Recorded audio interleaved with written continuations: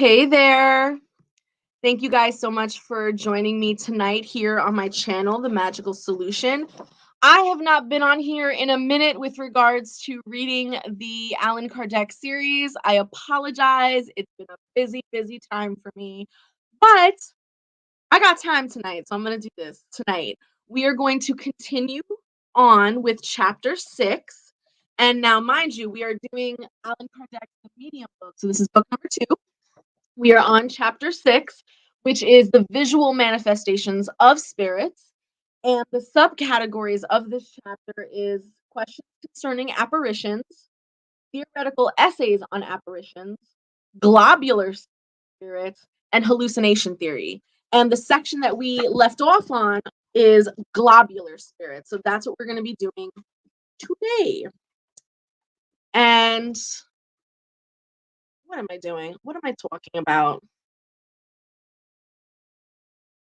We're on chapter 7. Ew. I'm so sorry. I labeled the thing wrong. We're on chapter 7. Sorry, guys. So chapter 7 is the bicorporality and transfiguration. That's the title of chapter 7. Okay, I'm going to retitle this live when I go back to YouTube. I'll fix it. Now, the subcategories for this chapter is apparitions of spirits of the living, spirit doubles, and these are people like Saint Alfonso of Liguori and Saint Anthony of Padua. Vespasation, that's going to be a fun one. Transfiguration and invisibility. Now, before we start, when we talk about, bicorporality or apparitions of spirits of the living, what we're talking about is, for example, these are the kinds of miracles that living people can do.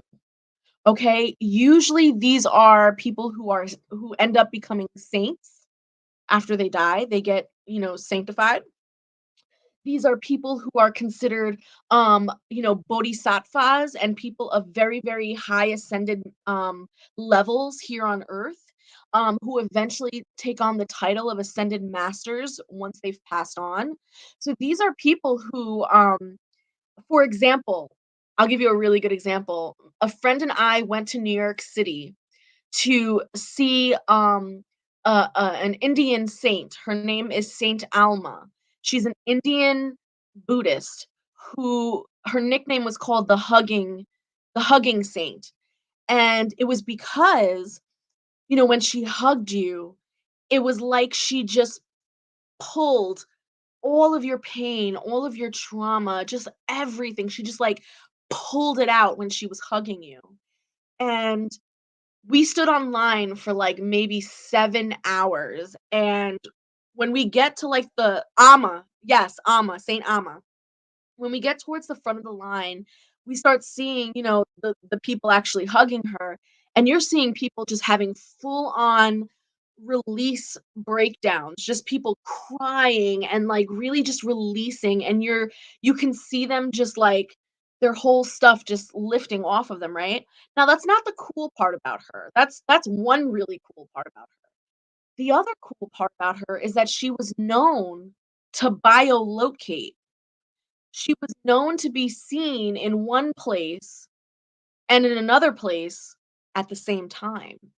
She was known to be sort of like, like a Fatima. She would have apparitions of herself in different locations at the same time. People would see her, they would hug her, they would have these interactions with her, even though, you know what I mean? So, like, that's what we're talking about here in terms of bicorporality, in terms of this idea of the apparitions of living spirits from place to place. Okay. But like, don't let me ruin it for you. Let's just read. Let's just read. So apparitions of spirits of the living. Here we go. Bicorporality and transfiguration are two varieties of visual manifestations. As extraordinary as they might seem at first sight, it will be easy to realize through the explanations that may be given for them that they are not outside the order of natural phenomena. Both are based upon the principle that everything that has been stated concerning the properties of perispirit after death also applies to the perispirit of the living as well. Did I not ask that question back when we were in the spirits book? I was like, okay, well, if we're all made up of the same perispirit, then how come these entities can walk through walls and move objects and we can't see them, but yet we can't do that? Like, why can't we do that? Yes, we can. Yes, we can. Keep it moving. We know that during sleep, the spirit partially recovers its freedom, i.e., isolates itself from the body, and it is in this state that we often have the opportunity to observe it. But the spirit of both the living and the dead always retain its semi material envelope, which, for the same causes that have already been referred to, can acquire visibility and tangibility. There have been well proven cases that can leave no doubt on this point. We will cite only a few examples that we know about personally and whose truthfulness we can guarantee. Additionally, everybody can consult their memory and add their own examples. The wife of a friend of ours repeatedly saw entering her bedroom during the night, whether the light was on or off, a woman who sold fruit in the neighborhood and whom she recognized by sight, but with whom she had never spoken. This apparition left her very frightened, especially because at the same time, I'm sorry, especially because at the time she knew nothing about spiritism and because the phenomenon frequently repeated itself. The woman was perfectly alive and was certainly asleep at the time of the night. However, while her physical body was at home, her spirit and fluidic body were in another woman's house. What was the reason for this? We do not know. In this case, an experienced spiritist would have asked her what she wanted, but the idea never even occurred to our friend's wife. The apparition always disappeared without the wife knowing how, or always after its disappearance, she would make sure that all the doors had been tightly shut, that no one could have possibly entered her room. This precaution proves that she was wide awake and was not fooled by a dream. On another occasion, she saw an unknown man in the same way. However, one day she saw her brother, who was living in California. His appearance was so real at first sight that she thought he had returned and wanted to speak to her, but he disappeared without giving her the opportunity. Later, she received a letter from him that proved he had not died. This woman was what may be called a natural seeing medium, but at that time, as we have already stated, she had never even heard of mediums. Now, another lady who resides out in the country was seriously ill, and one particular night at around 10, she saw an older gentleman from her city whom she had sometimes seen at social functions, but with whom she had no close relationship to. He was sitting in an armchair at the foot of her bed and now and then would take a pinch of snuff. He seemed to be watching over her. Surprised at having a visitor at such an hour, she wanted to ask him why he was there, but the gentleman made a sign for her not to talk, but rather to go back to sleep. She tried several times to speak to him, but each time he repeated his silent recommendation, and she would fall back to sleep. A few days later, after she had recovered from her illness, she received a visit from the same gentleman, however, at a convenient hour and actually in person this time.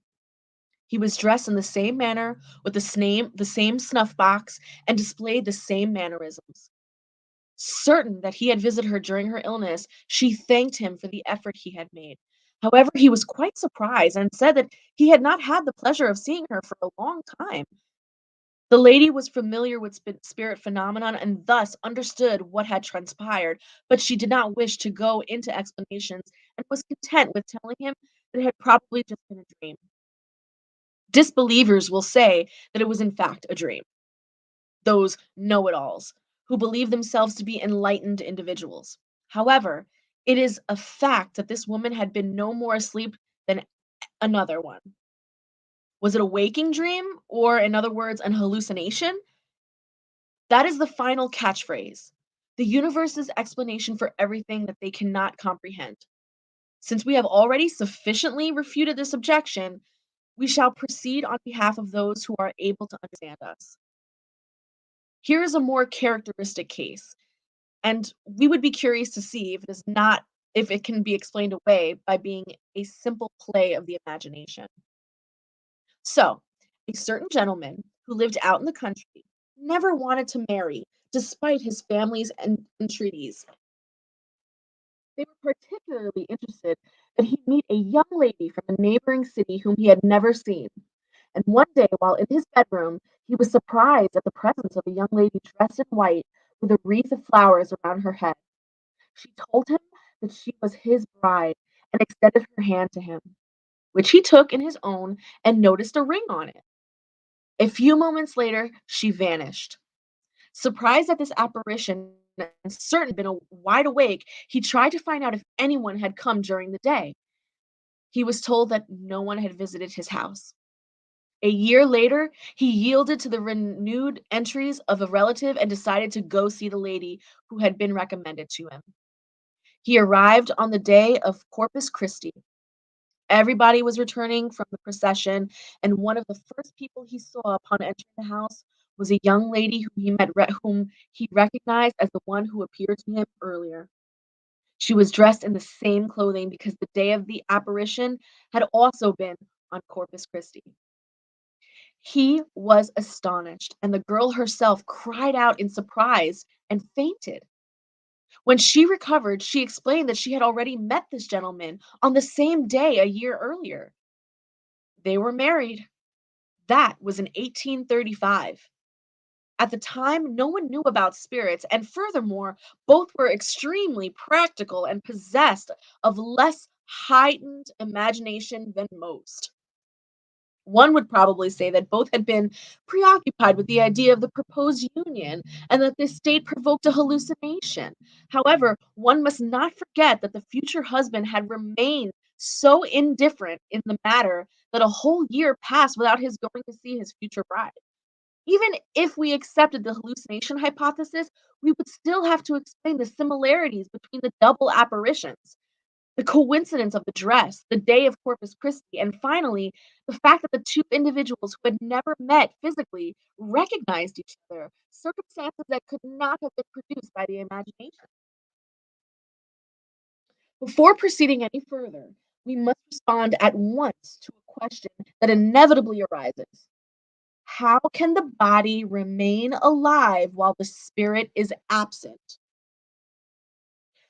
We will respond that the body is kept alive by its organic life, which does not depend on the presence of spirit. Did you guys hear that?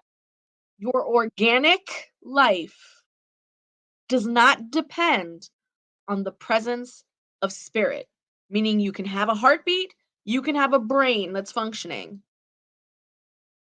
You do not need to have the spirit in order for those things to do the thing that it does.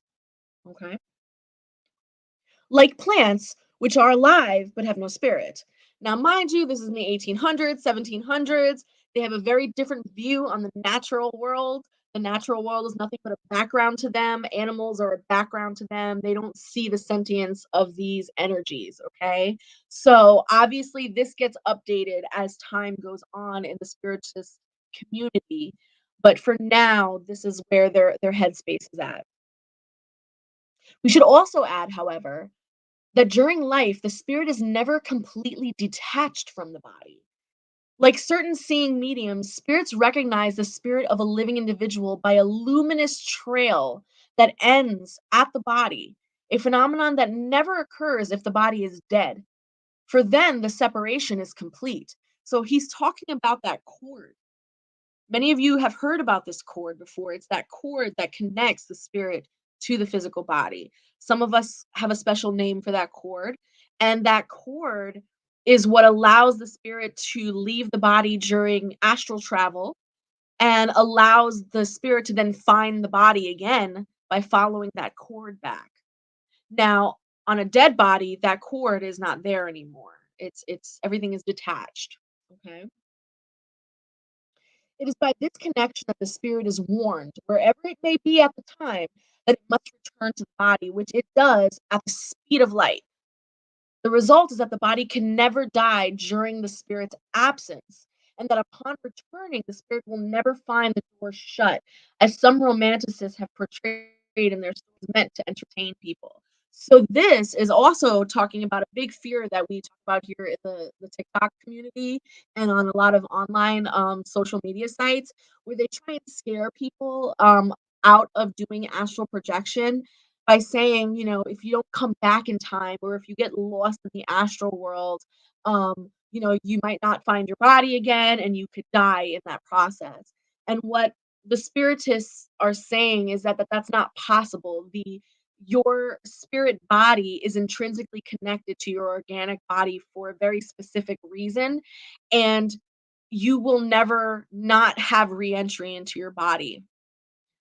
Now, as we move forward in time, though, we are going to learn through other mediums and through other spiritists that there is an opportunity for other entities and other energies to sever that cord and to cause confusion and to have an issue in which you would have a hard time coming back to yourself and possibly an issue re entering your body.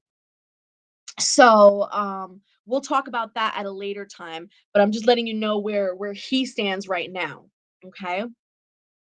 Ooh, keep asking questions, guys, because at the end, I'm gonna answer all of your questions, okay? So keep asking your questions, don't feel like you're interrupting, okay? So now we're on the second part of chapter 7, and this is called Spirit Doubles, and he uses the example of Saint Alfonso of Liguori and Saint Anthony of Padua, okay? Now let us return to our subject. While away from the body, the spirit of a living person can show itself just as the spirit of someone who is deceased can, and with all the appearances of reality. Furthermore, for reasons that we have already explained, it can acquire a momentary tangibility.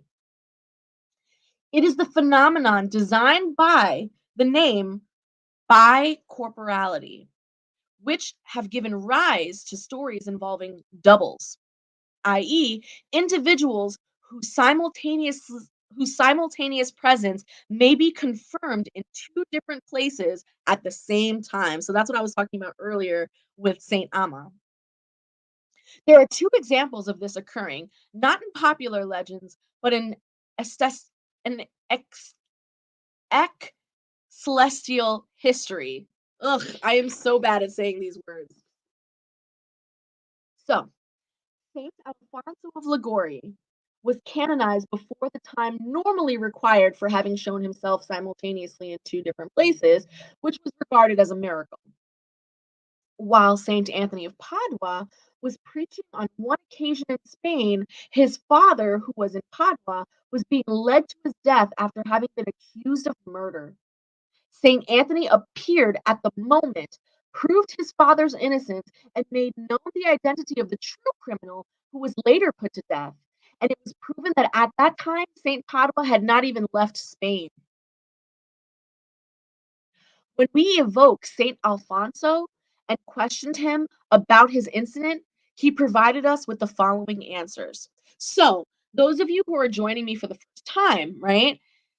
These books written by Allan Kardec, the majority of his information was given to him by other mediums. Okay, these are mediums whom he interviewed while they are in their trance state, and he is actually talking to spirits of the dead who are answering his questions.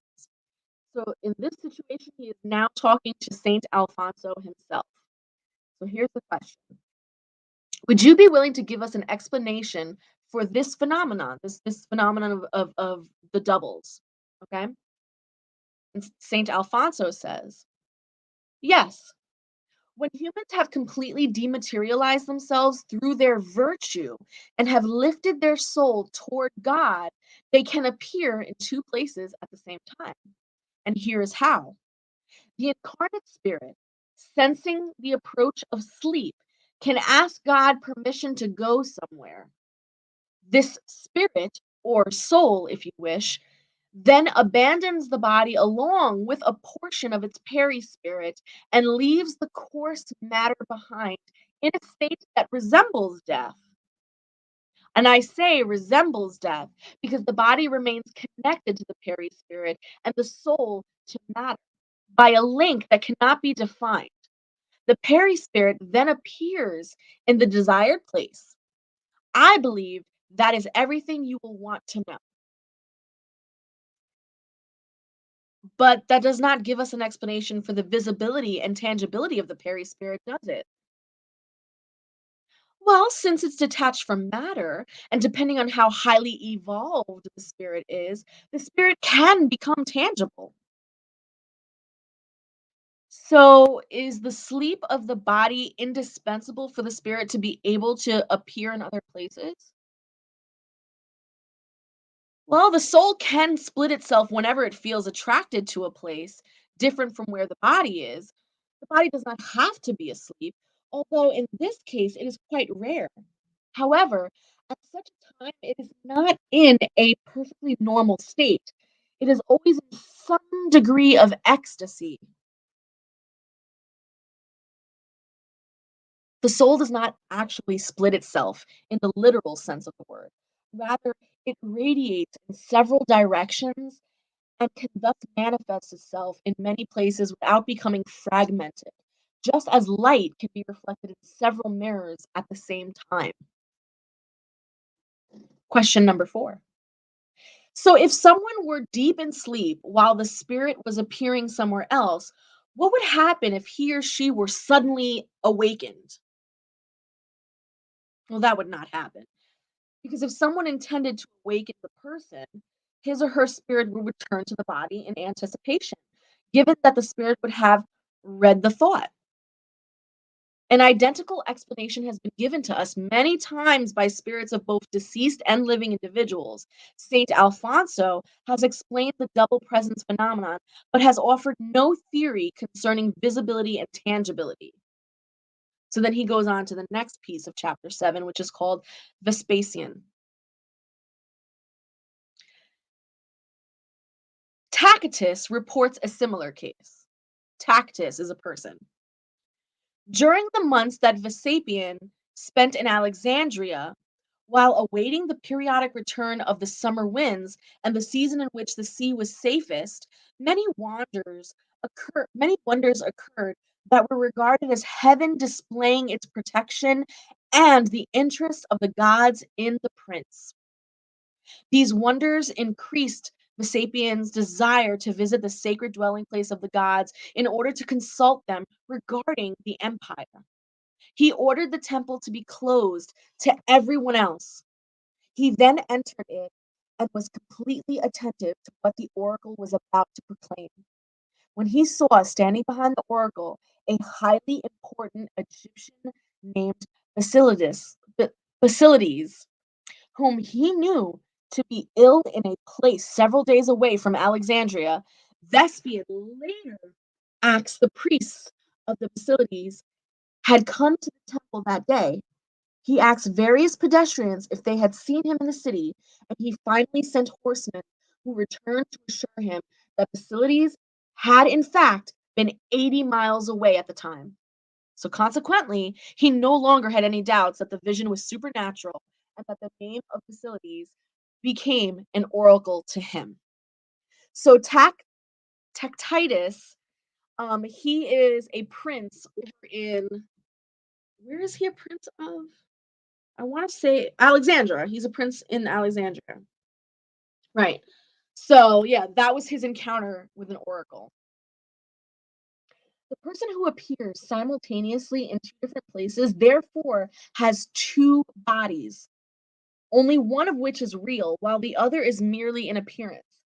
One could say that the former was organic life and the later was an animic life, like a mimic. One would say, yeah. When the person awakens, the two bodies reunite and the animic life re-enters the physical body. It does not seem possible, at least we have no examples, but reason seems to demonstrate that when separated, the two bodies cannot simultaneously enjoy the same degree of active, intelligent life. Moreover, concerning what we have just stated, we would emphasize that the real body cannot die while the apparent body remains visible, and the approach of death would always call the spirit back to the body, even if for only a moment. This also means that the apparent body could not be killed, since it is neither organic nor composed of flesh and bone. It would vanish the second that anyone tried to kill it. So he's talking about the mimic body. Now, here's where again, in the future, when we start looking at future mediums and future spiritualists, and someone like Saint Amma, who I gave you an example of earlier in the video, we see an example now of biolocation occurring, but both bodies, the physical body and the apparitions, are both functioning normally. So she's able to give her hugs and do her miracles and do all that stuff in both locations, even though one is technically the real one and the other is kind of like a tangible mimic of her.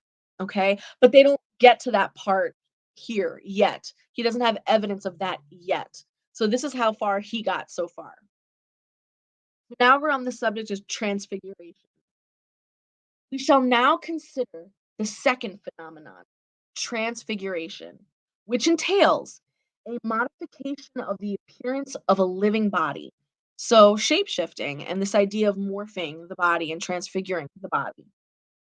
Regarding it, here is a case that occurred between 1858 and 1859 on the outskirts of Saint Etienne and whose perfect authenticity we can guarantee.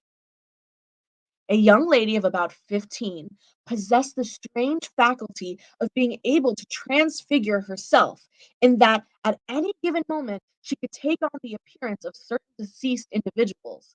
This illusion was so complete as to lead one to believe that one was actually in the person's presence due to the similarity of the facial traits, expressions, voice tone, and even the specific speech patterns.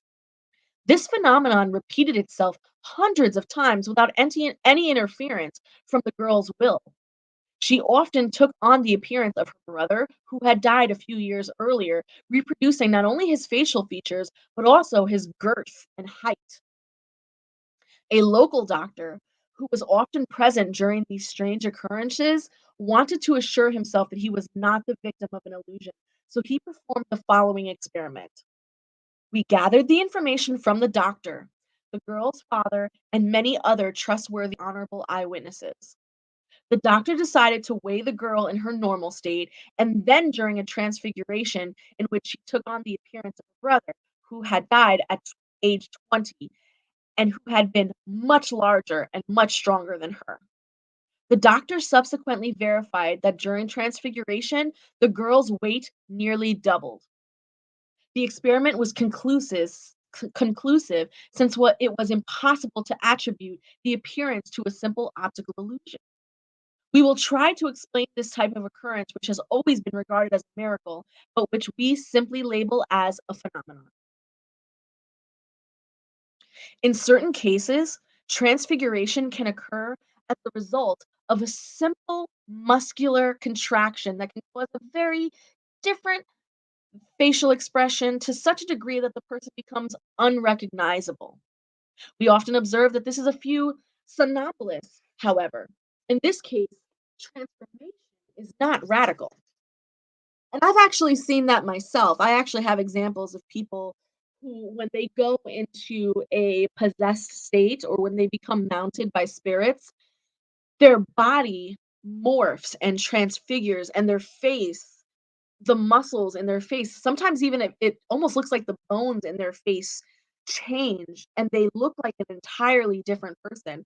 I've actually seen someone get mounted and their eye color changed from brown to green.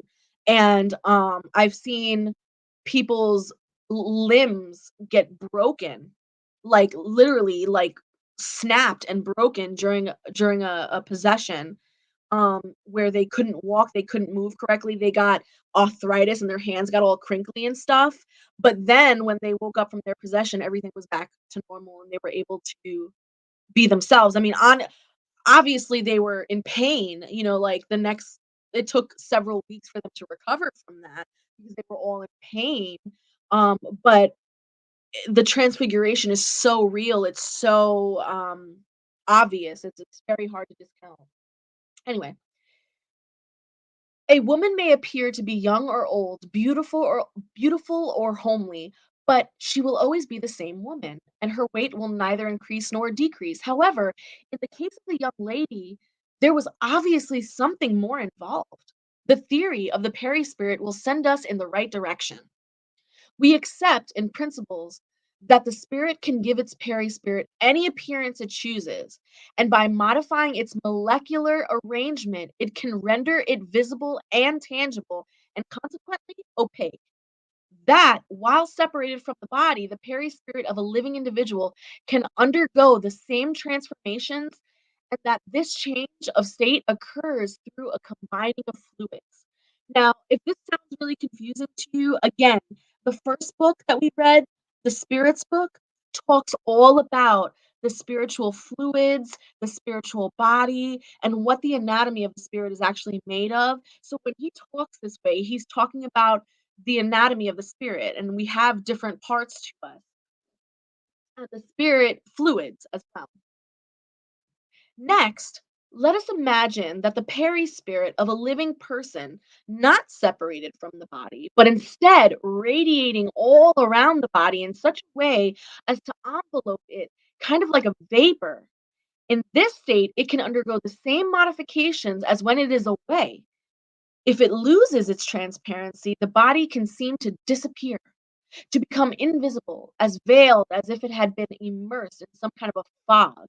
It can even change its appearance and become luminous, depending on the will or power of the spirit.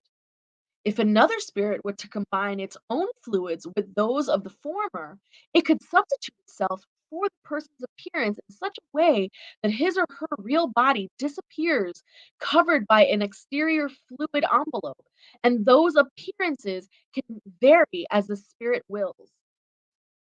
Let me pause here for a minute because this is really serious. I don't know if you guys are getting this, but this is like really intense. So basically, what he's saying is if your perispirit, the spirit that is enveloped inside of you, if it manages to radiate outside of your physical body and create a luminous, foggy, like envelope around you, some might call this the aura, okay? If it manages to do this with such power and luminescence, and, and with it being fed with your spiritual fluid to such a degree that it becomes a solidified energy force, it can do so in such a way that it would make your physical body look or like appear to disappear to someone who might be looking at you. So, to a person looking at you while this is happening, your physical body is disappearing in this cloud of your perispirit, and then your perispirit, by the very will of you, can then take on whatever form you want it to take on. And so when the person is looking at you, they're not seeing your physical body, they're seeing the perispirit and the form that you chose that perispirit to be. Now, the second half of that sentence says, if in the event that you're doing this, right, you have your perispirit out here and your aura is really strong and it's doing its thing and it's becoming tangible. If you also have a deceased loved one in the same space as you and you want to take on the look of your deceased loved one, so in this case, her brother, the perispirit of the dead loved one will then combine with the perispirit that is now enveloping your entire body. And now, when a person outside is looking at you, they don't see you, they don't see the thing that you will to be. They now see the deceased person because you've allowed the two perispirits to fuse and you have allowed yourself to take on the features of the deceased loved one as an illusion.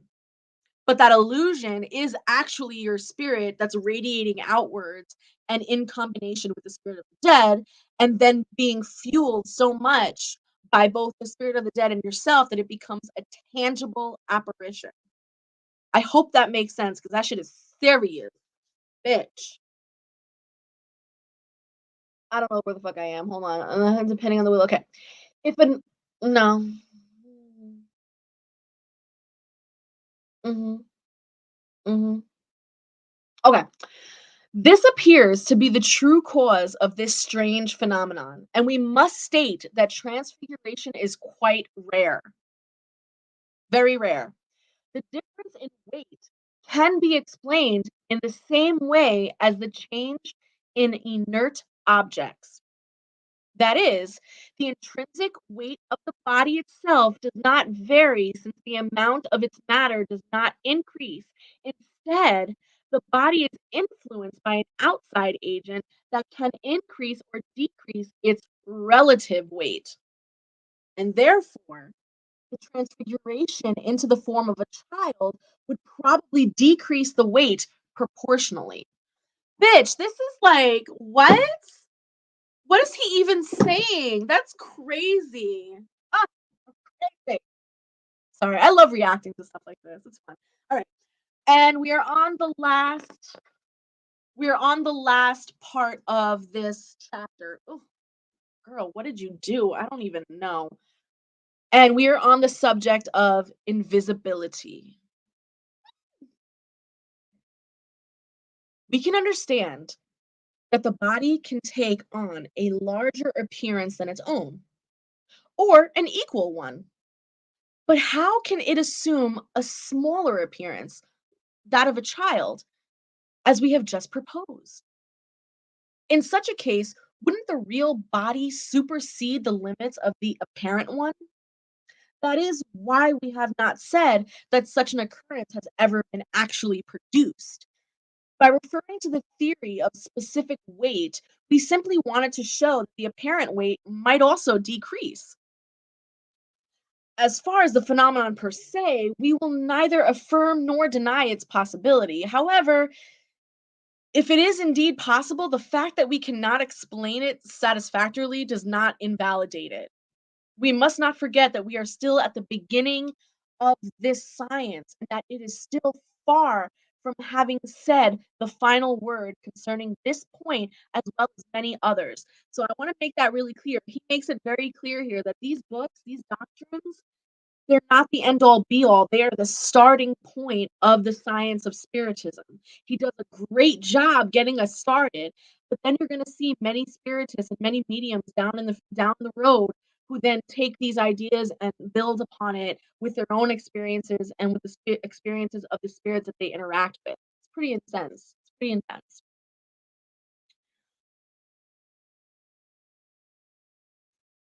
Besides, the parts of the body that would exceed the limits of the smaller one could perfectly well be rendered invisible. Mm. The invisibility theory naturally highlights the preceding explanations and those that refer to the apparition phenomenon on page 96 of the other book. We might have added a brief discussion of the strange phenomenon of Agnarius, which, an extraordinary as it might appear at first glance, is no more natural than any of the others. But since we have already explained it in the Spirits book, we believe it would not be worthwhile to go into detail at this time. We would simply state that there that it is a variety of tangible apparitions and a state of certain spirits who can momentarily assume the forms of living persons so as to produce a perfect illusion.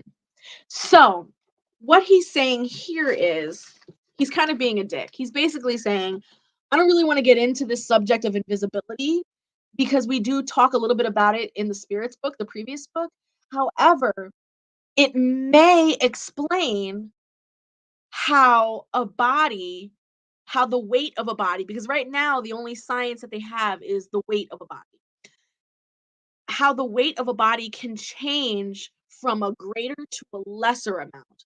They can already prove that the body can change from a certain amount to a greater amount, but they don't know how to prove a certain amount to a lesser amount unless when they're making this fusion between the spirit of the dead child and the medium who's an adult, a big person, when they fuse their perispirits, that there's a possibility that maybe in that fusion, that transfiguration, that instead of the medium literally shrinking and becoming a child, that instead simply some of their perispirit becomes invisible and the remaining perispirit takes on the form, the transformation of a child. So that technically, when you go to weigh them, the relative weight will technically be less because that perispirit is invisible. He's not saying that that's the answer, but that's the theory according to that particular experiment. But he doesn't want to go into that because he feels like it's not a good enough answer. He doesn't believe that it's not possible. He just doesn't believe that he found a way to explain it yet. So, we are now at 7:41 and I would love to answer questions that you guys have because I like to do these lives for only 1 hour. So TikTok had a bunch of questions, and I definitely want to like scroll back a little bit and see what some of these questions are. Okay.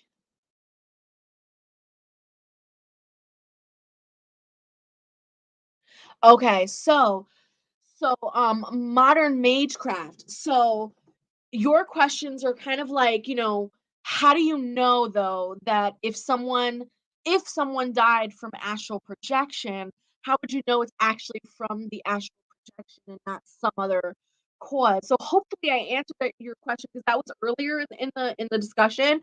So hopefully I answered your question because he explains that if someone were to try to wake you or to try and harm your physical body in any kind of way, the fact that your body gets interacted with in any kind of way will immediately call back your spirit, and your spirit doesn't function in terms of relative time and space. It's immediate. Like the minute you get touched and shaken, you wake up. It's not gonna be like a delay in time or like, oh, you have to find your way back or you have to travel the same route that you took during your astral projection in order to find it. No, it's instantaneous. So the likelihood of you dying during an astral projection is very, very, very, very rare. Now, what we find out later, not according to this book, but what we find out later is that you definitely can get lost in the astral realm. You definitely can, because what happens is your perispirit. Think of it kind of like,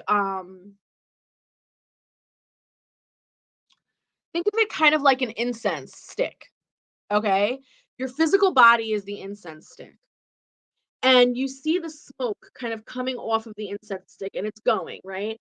And as it's going, you're noticing that it starts to dissipate and disappear the further and further away it is.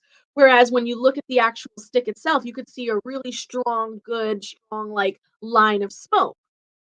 It's kind of the same concept with your perispirit. When you go out there into the astral, the further you go, the longer you're out there, the thinner your connection to your physical body is.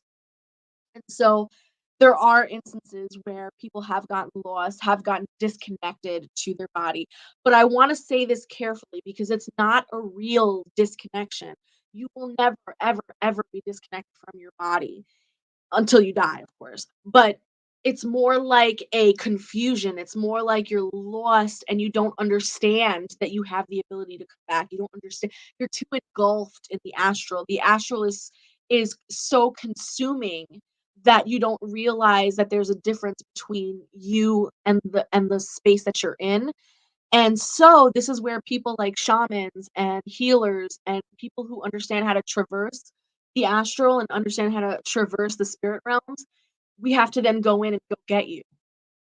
These are places in which, your traumatized child can be found. These are places where your future potential can be found dormant. These are places where, like, all of the possibilities of yourself can be found in addition to the Peri spirit that is currently connected to you. But again, you're not your line isn't cut. Your connection isn't severed. You're just confused. It's a confusion. Let's see what else.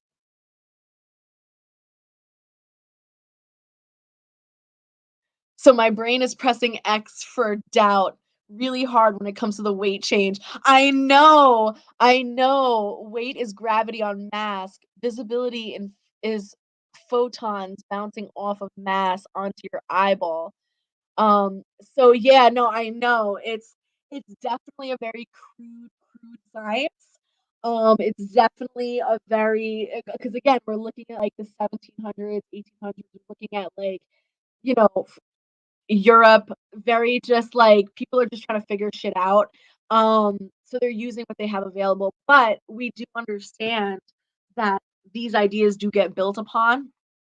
Um, and it's pretty I don't wanna reveal too much because as we move forward through the book, a lot of these are going to get answered. A lot of what you're saying in terms of the science is going to get answered. I promise.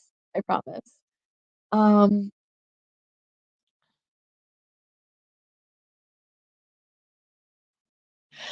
right.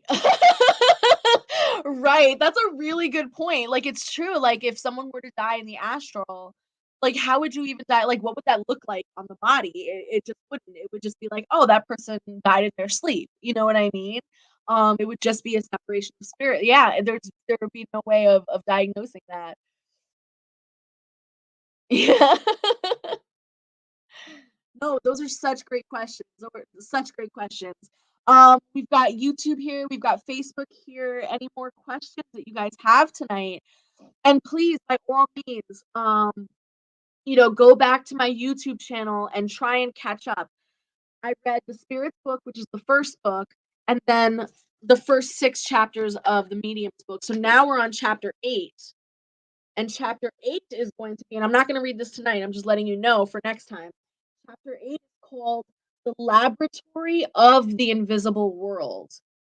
This is where he talks about spirit clothing and the spontaneous formation of tangible objects, the modification of the properties of matter, and the curative magnetic action.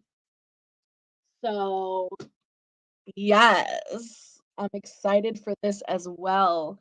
Um, when do I do this usually? Honestly, I really gotta get my shit together modern, like, I really, really, really do because I am so infrequent with how often I do this. I just kinda do it when I feel the whim to do it, which is fucked up. So, I wanna give you guys a date. Let's give you guys a date. Let's make it consistent because I wanna finish this book. Um, let's give you guys a date. What do I got going on here? Let's do Thursdays. Let's do Thursday nights, okay? Thursday nights, 7 p.m. Eastern Standard Time. Thursday nights, I will be here doing this. And if you want, I'll come on maybe an hour early to do some readings, to chit chat with you guys, just kind of get the vibe going. And then we'll start at 7 on the dot, okay? I want to make this commitment to you guys. I've been super inconsistent. And that's so not fair. But it also gives you guys an opportunity to catch up and listen to all the previous chapters. So, I hope you're taking advantage of that as well. Anywho, Thursdays, 7 p.m. Eastern Standard Time. I'm putting it on my calendar. I'm setting reminders. We're gonna do this. Okay. All right, guys. Thank you so much for hanging out with me tonight. I appreciated you all so much and all of your questions. Make sure you like, subscribe, comment, share, and remember that this is how we grow. I am Leilani, and this is the Magical Solution. Have a great night, everyone.